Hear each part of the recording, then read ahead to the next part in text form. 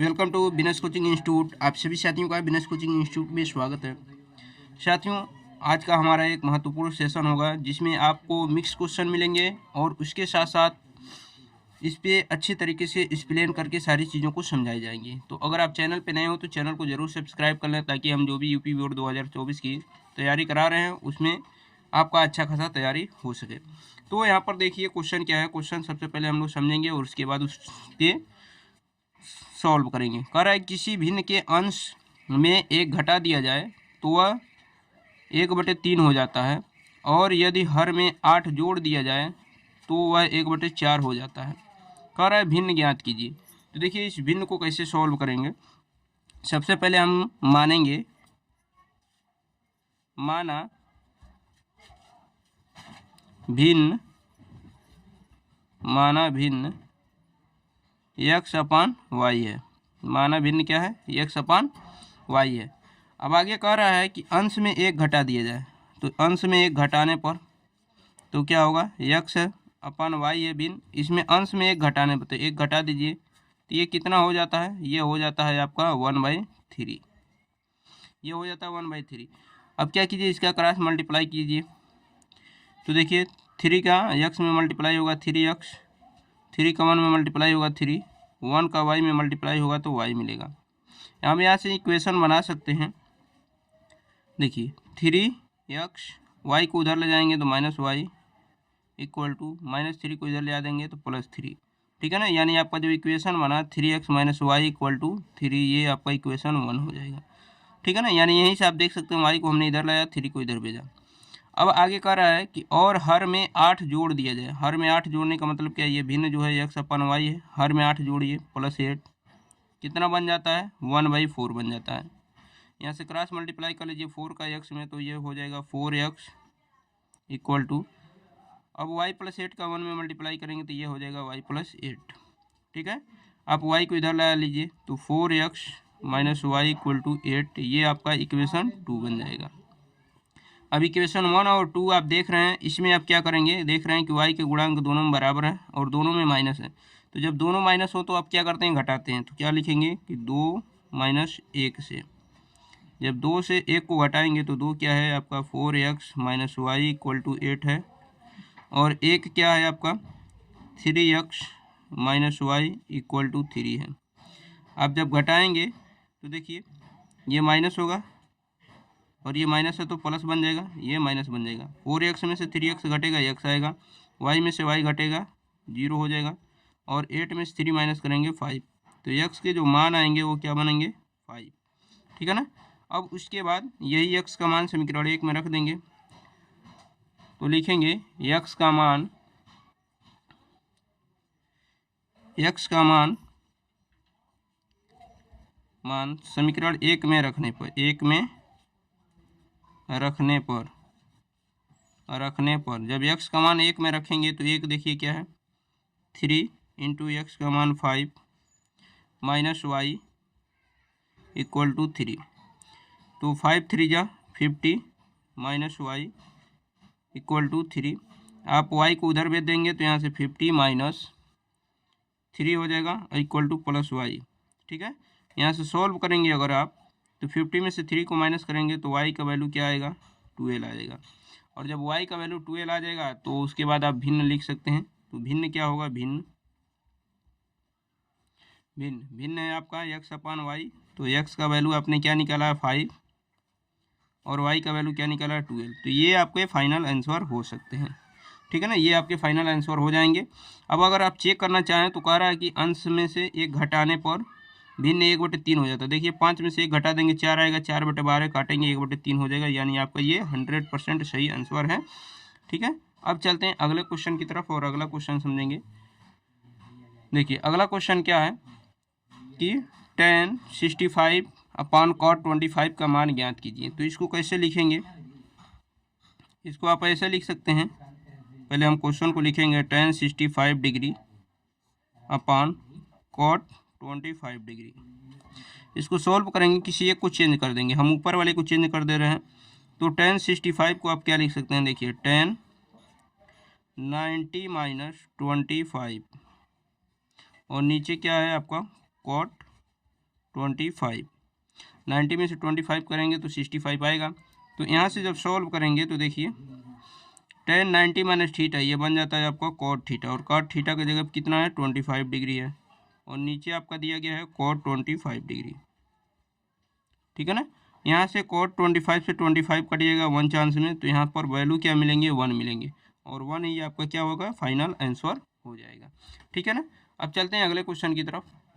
ये देखिए आपका अगला क्वेश्चन जो है कह रहा है कि सिद्ध कीजिए कि tan 48 degree, tan 23 degree, tan 42 degree और tan 67 डिग्री का वैल्यू 1 है, ठीक है ना। यानी हमें लेफ्ट हैंड साइड प्रूव करके दिखाना है राइट हैंड साइड 1 के इक्वल है।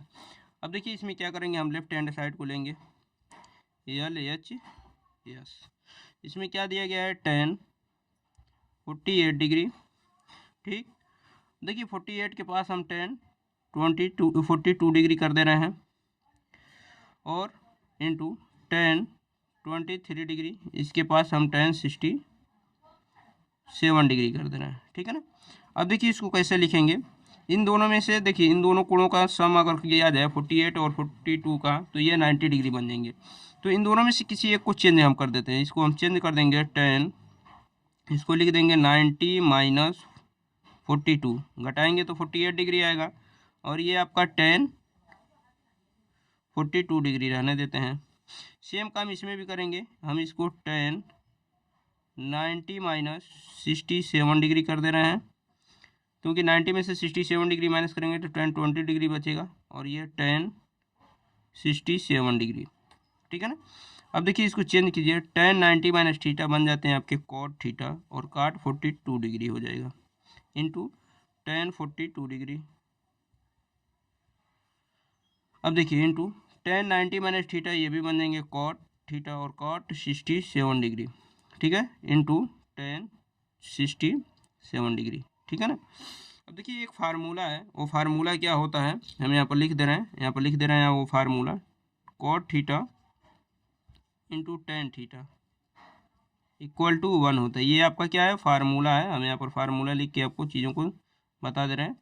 अब देखिए ये जब cot theta into tan theta equal to 1 होता है, तो वो वैल्यू यहाँ रखेंगे, तो आपको क्या मिलेगा cot 42 डिग्री और tan 42 डिग्री, ये इसके वैल्यू 1 हो जाएंगे, इंटू cot 67 डिग्री और tan 67 डिग्री, इनके भी वैल्यू 1 होंगे, और जब इनका मल्टीप्लाई करेंगे 1 से 1 में, तो ये आपके आएंगे 1, और ये आपके फाइनल आंसर हो जाएंगे, और यही आपके क्या होंगे, यही आपके होंगे राइट हैंड साइड, क्या होंगे राइट हैंड साइड, क्योंकि हमें 1 प्रूव करना है, तो 1 प्रूव हमने कर दिया, तो ये आपके फाइनल आंसर हो जाएंगे। अब चलते हैं अगले क्वेश्चन की तरफ, और अगला क्वेश्चन देखेंगे। अगला क्वेश्चन क्या है, देखिए अगला क्वेश्चन जो है आपका कह रहा है कि एक वृक्ष का ऊपरी भाग टूटकर भूमि से जा लगा है तथा भूमि से 45 अंश का कोण बनाता है।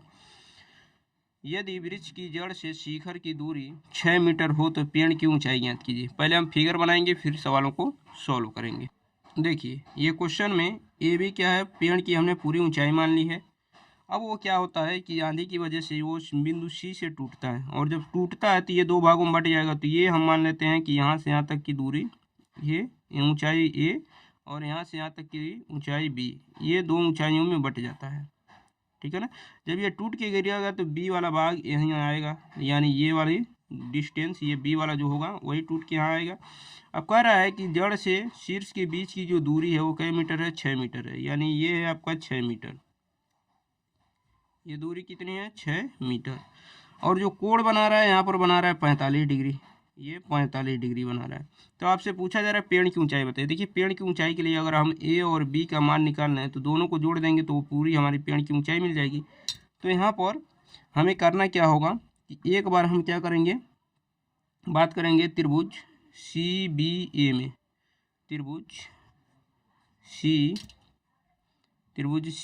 बी ए में, त्रिभुज सी बी ए में, त्रिभुज सी बी ए में अगर हम लिखें लंब बटे आधार लिखें, लंब बटे आधार, यानी बी सी अपान बी ए, यानी लंब बटे आधार। तो लंब बटे आधार आपका होता है tan थीटा, यानी tan 45 डिग्री, लंब बटे आधार tan थीटा होता है। तो यहाँ पर बी सी का वैल्यू क्या है ए है, और बी ए का वैल्यू क्या है 6 है, और tan 45 डिग्री का वैल्यू 1 होता है।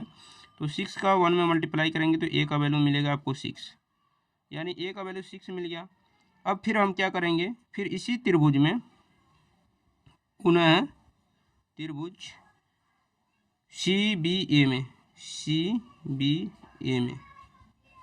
देखिए, अगर ये आधार है और ये कड़ है तो आधार बटे कड़ अगर करें या कड़ बटे आधार करें, हम कड़ बटे आधार कर देते हैं, कड़ बटे आधार, तो कड़ बटे आधार आपका बनता है कॉट थीटा, ठीक है ना, सॉरी कड़ बटे आधार आपका सेक थीटा बनेगा, क्या बनेगा, सेक थीटा। तो थीटा का वैल्यू क्या है, 45 डिग्री है। यहाँ पर b/6 equal to sec 45 degree का वैल्यू होगा √2। अब जब सेक 45 डिग्री का वैल्यू √2 मिलेगा तो यहाँ से आप क्या करेंगे, b का वैल्यू निकाल लेंगे, तो 6 का इसमें मल्टीप्लाई होगा 6 √2। आप चाहें तो 6 इंटू √2 का वैल्यू क्या होता है 1.41, ठीक है ना, तो गुणा कर दीजिए, 6 1 जा 6, 6 4 जा 24, 2 कैरी 6 1 जा 6 और 1 2 8, ठीक है ना। अब ये पेड़ की कुल ऊंचाई आपको याद करनी है, तो पेड़ की कुल ऊंचाई, पेड़ की कुल ऊंचाई, पेड़ की कुल ऊंचाई a + b होगी, और a का वैल्यू क्या है आपका 6 है और b का वैल्यू क्या है 8.46, जोड़ देंगे तो 8 और 6 14, 14.46 मीटर आपकी पूरी पेड़ की ऊंचाई हो जाएगी, और यही आपका क्या हो जाएगा, फाइनल आंसर हो जाएगा। तो इस प्रकार आप मिक्स्ड क्वेश्चनों को अच्छी तरीके से समझे। वीडियो कैसा लगा आप लोग कमेंट बॉक्स में जरूर बताइएगा। जो लोग चैनल पे नए हो चैनल को सब्सक्राइब कर लें। मिलते हैं नेक्स्ट वीडियो में, तब तक के लिए अपना ख्याल रखिए, धन्यवाद।